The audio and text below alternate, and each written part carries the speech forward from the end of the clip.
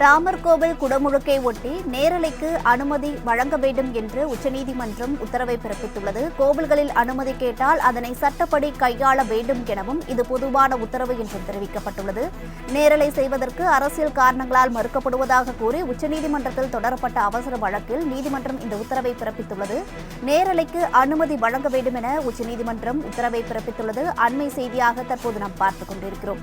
ராமர் கோவில் குடமுழுக்கை ஒட்டி நேரலைக்கு அனுமதி கேட்கப்பட்டால் வழங்க வேண்டும் என்றும் உச்சநீதிமன்றம் தெரிவித்துள்ளது. அண்மை செய்தியாக தற்போது நாம் பார்த்துக் கொண்டிருக்கிறோம். முழுவதுமான விவரங்களை வழங்குவதற்காக செய்தியாளர் கிருஷ்ணா இணைப்பில் இருக்கிறார். அவரிடம் விவரங்களை கேட்டு அறியலாம். வணக்கம் கிருஷ்ணா, உச்சநீதிமன்றம் பிறப்பித்துள்ள இந்த உத்தரவு குறித்தான விரிவான விவரங்களை பதிவு பண்ணுங்க. வணக்கம். தமிழக கோவில்களில் ராமர் கோவில் கும்பாபிஷேக ஒளிபரப்பை தடை விதிக்கப்பட்டதாக கூறி உச்சநீதிமன்றத்தில் தொடரப்பட்ட வழக்கு அவசர வழக்காக இன்று விசாரணைக்காக ஏற்றுக்கொள்ளப்பட்டது.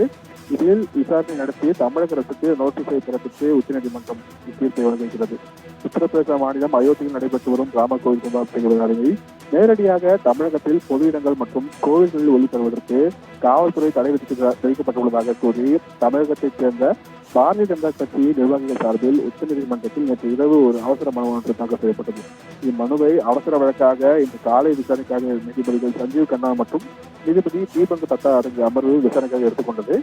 நீதிபதிகள் காவல்துறையினர் தடை விதித்துள்ளதாக மனுவில் கூறப்பட்டிருந்தாலும் அதற்கான ஆவணங்கள் எதுவும் இல்லை என கூறிய போது மனுதாரர்கள் தரப்பில் சில காவல்துறை அதிகாரிகள் தனிப்பட்ட முறையில் ஏற்பாடுகளிடம் கூறியதாக வாதங்கள் முன்வைக்கப்பட்டது. அதற்கு நீதிபதிகள் தடை பிறப்பித்த காவல்துறை அதிகாரிகள் யாரும் ஏன் எதிர் மனுதாரர்களாக சேர்க்கப்படவில்லை என்று ஒரு கேள்வி எழுப்பினார்கள்.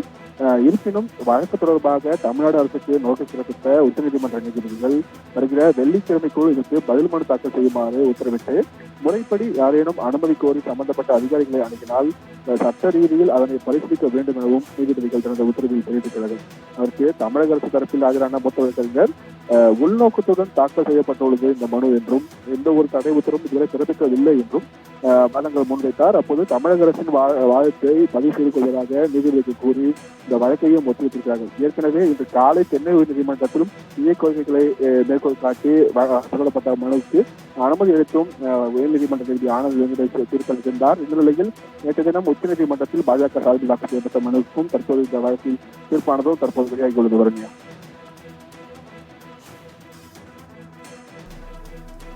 கிருஷ்ணா, இந்த உத்தரவை தொடர்ந்து ஏதேனும் குறிப்பிட்ட நிபந்தனைகள் விதிக்கப்பட்டுள்ளதா?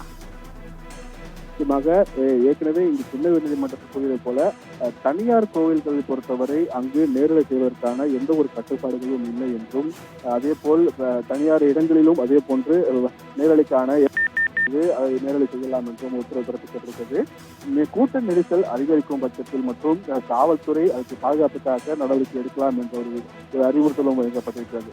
எனவே சென்னை மட்டுமில்லாமல் அனைத்து கோவில்கள் இந்து சமய அறத்தை சார்ந்த கோவில்களும் கூட நேரலை செய்வதற்கான அனுமதி வழங்கலாம் என்றும், ஏனென்றால் முறைப்படி அந்த இந்து அறநிலையத்துறை செயல் அலுவலரிடம் அனுமதி பெற்ற பிறகு அங்கு நீங்கள் நேரலைக்கான அனைத்து ஏற்பாடுகளும் செய்து கொள்ளலாம் என்ற ஒரு உத்தரவாதத்தையும் நீதிபதி தரப்பில் தெரிவிக்கப்பட்டிருக்கிறது. இதன் மூலம் கோவில்கள் மட்டுமல்லாது தனியார் இடங்கள், தனியார் கோவில்கள் உள்ளிட்ட அனைத்து இடங்களிலுமே நேரலை செய்வதற்கான கட்டுப்பாடுகள் விலகப்படுவதாக தெரிவிக்கப்பட்டிருக்கிறது. கோவில்கள் பொறுத்த மட்டும் செயல் அலுவலரிடம் அனுமதி முறையாக பெற்று அதன் பிறகு நேரலைக்கான ஏற்பாடு செய்து இந்த நிகழ்ச்சியை நேரலை செய்யலாம் என்றும் உத்தரவு தெரிவித்திருக்கிறது.